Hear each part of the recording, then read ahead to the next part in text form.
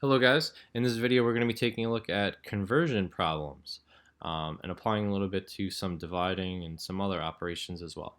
So in this case it says Eileen has two pieces of fabric that are each 20 yards long. She needs to cut 15-inch long strips from each piece of fabric. How many of these strips can she get from the two pieces of fabric in total? So this problem has a few tricks, and you saw something like this if you completed book one already. Let's just represent like the greatest artist in the world here.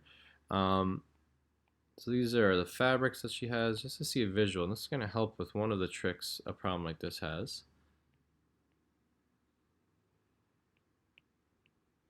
Okay, so what's the first conversion factor of this?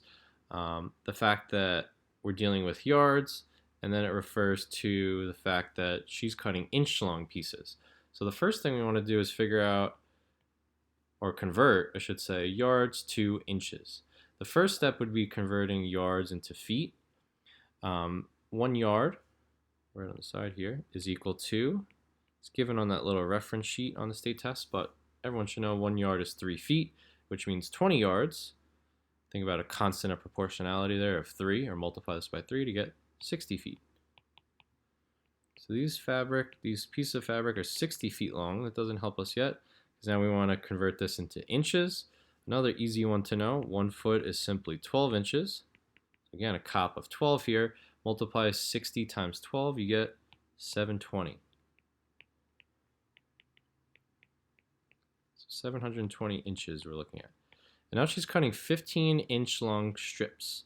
So one thing we don't want to do here is simply add these two together and treat it like 1440 and then divide that by 15. Why not? Because the fact that these are two different pieces, in other words, if we treat it like one whole sum, we're really pretending like this counts as a piece. So if she cuts here and here, this is, let's say, 3 and 12. Even though that's 15 inches altogether, that's not really a piece that we're looking for, that she would find useful. It has to be 15 inches, obviously, consecutively. So we're going to treat these as kind of two separate ideas, and then just simply double it. So 15 into 720, I'll get some answer, and then I can double that. There might be some remainder here, but like we said, unfortunately, it's not like she can glue these or staple these together, even if she has like 6 and some other leftovers from the other part. Okay, so 15 into 720. 15 goes into 60 4 times. That leaves 120. And 15 goes into 120. It does, that is what, 8 times. So it works out nice and neat here.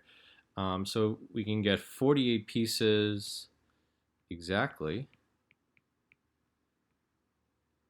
On the left, on the first piece of fabric, which also means we'll get 48 pieces over here. So this one happened to work out just the way the numbers, I drew them up, kind of just made these up. There was no leftovers, so everything worked out nicely here, and we'd have a grand total of 96 pieces.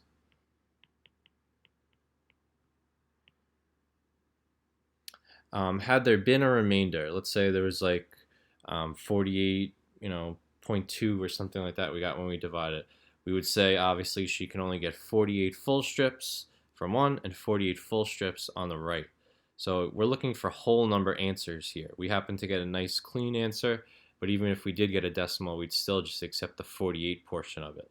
Also, a problem like this, the curveball, is the fact that there's two separate pieces of fabric, so not something that you would want to add together for the reasons we mentioned earlier.